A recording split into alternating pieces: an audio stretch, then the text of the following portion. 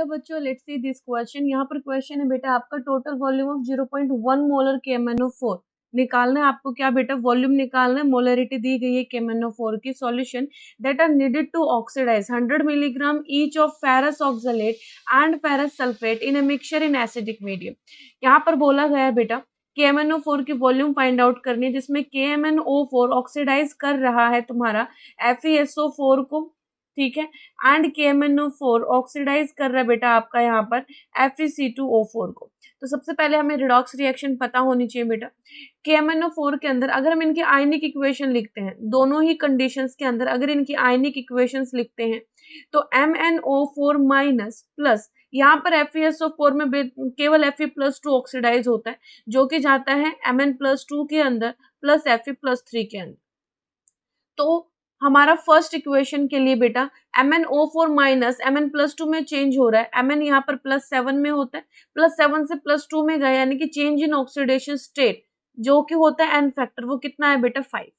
यहाँ change in oxidation state कितना हुआ है, ओनली 1, तो n फैक्टर हो गया 1। अब बात करते हैं सेकेंड इक्वेशन की। सेकेंड इक्वेशन हमें क्या बोल रहा है बेटा, KMnO4 गया, वही MnO4 माइनस प्लस में FeC2O4 के केस में Fe+2 भी ऑक्सीडाइज होता है एंड C2O4 2 माइनस में कार्बन भी ऑक्सीडाइज होता है। इसकी इक्वेशन होती है बेटा Mn+2 plus Fe+3 and plus में CO2। तो यहाँ पर MnO4 माइनस Mn+2 गया, तो इसका तो n factor is equal to 5 ही रहेगा।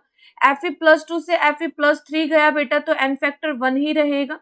और इधर C2O4 से CO2 में गया, C2O4 2 माइनस में +3 है, इधर कार्बन +4 है, +3 से +4 गया तो इट इज 1। चेंज कितने का हुआ बेटा, 1 में 1 का चेंज हुआ, बट पर कार्बन एटम। इधर तुम्हारा C2O4 में 2 कार्बन है, तो 1 into 2 हो जाएगा बेटा, तो n फैक्टर कितना आया 2।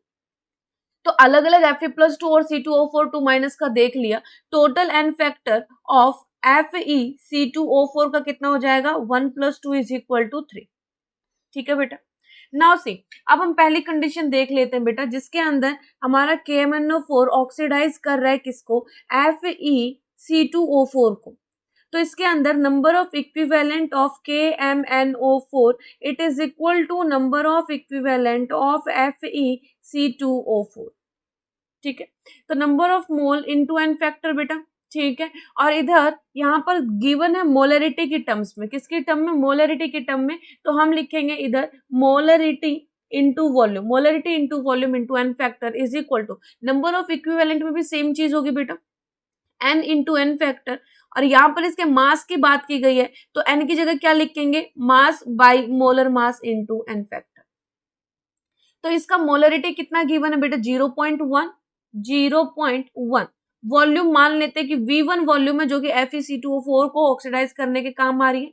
n फैक्टर 5 है बेटा, into 5 it is equal to mass 100 milligram है, 100 milligram divided by molar mass FeC2O4 का होता है बेटा 144, इंटू n फैक्टर कितना है इसका 3। ठीक है, तो इधर से V1 कितना आ जाएगा बेटा, 300 डिवाइडेड बाय 144, इधर 0.5 मल्टीप्लाई में, तो इधर डिवाइड में हो जाएगा बेटा। ये आ गई आपकी V1। अगर आप मिलीग्राम, वेट को मिलीग्राम में लिख रहे हो बेटा, मिलीग्राम में, तो जो आपकी वॉल्यूम आएगी ये मिलीलीटर के अंदर आएगी, ध्यान रखिएगा। ठीक है, अब दूसरी कंडीशन की बात कर लेते हैं। दूसरी जो हमारे पास कंडीशन है वो क्या है बेटा, KMnO4 ऑक्सीडाइज कर रहा है FeSO4 को। सेम इस चीज के अंदर भी number of equivalent of KMnO4 it is equal to number of equivalent of FeSO4 बेटा। तो यहाँ पर सेम चीज लगेगी, molarity into volume into n factor is equal to given mass by molar mass into n factor. Formula same ही है बेटा, number of mole into n factor, बस नंबर ऑफ मोल को इसमें मोलरिटी की टर्म्स में लिखा, क्योंकि मोलरिटी गिवन थी बेटा, मोलरिटी इंटू वॉल्यूम। इसमें मास दिया गया था, तो मैंने नंबर ऑफ मोल को मास की टर्म्स में चेंज कर लिया। ठीक है, तो मोलरिटी वही फिर से 0.1 इंटू वॉल्यूम V2 मान लेते हैं, n फैक्टर फिर से 5 होगा बेटा। मास यहाँ पर कितना होगा, मास यहाँ पर 100 मिलीग्राम ही गिवन है, मोलर मास इसका 152 होगा, और n फैक्टर इस कंडीशन में कितना है बेटा, 1 है। ठीक है, इस कंडीशन में n फैक्टर कितना है आपका, यहाँ पर 1 है बेटा। ठीक है, तो इसको अगर सॉल्व करेंगे तो V2 कितना हो जाएगा, 100 डिवाइडेड बाय 152, इधर 0.5 से मल्टीप्लाई है तो इधर डिवाइड हो जाएगा।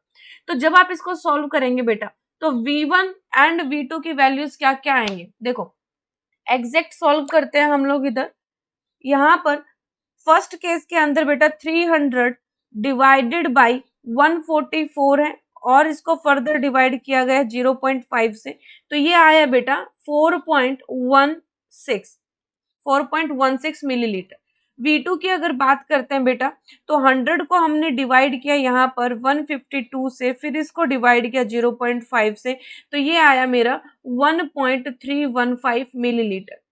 तो जो टोटल वॉल्यूम कितनी रिक्वायर हुई है KMnO4 की, V1 plus V2 is equal to, इनको ऐड करेंगे तो अप्रोक्सीमेट आंसर कितना आ जाएगा बेटा, 5.48 मिलीलीटर आ जाएगा। तो आपका आंसर क्या हो जाएगा यहाँ पर, सी ऑप्शन आपका आंसर हो जाएगा। I hope this is clear. Best of luck.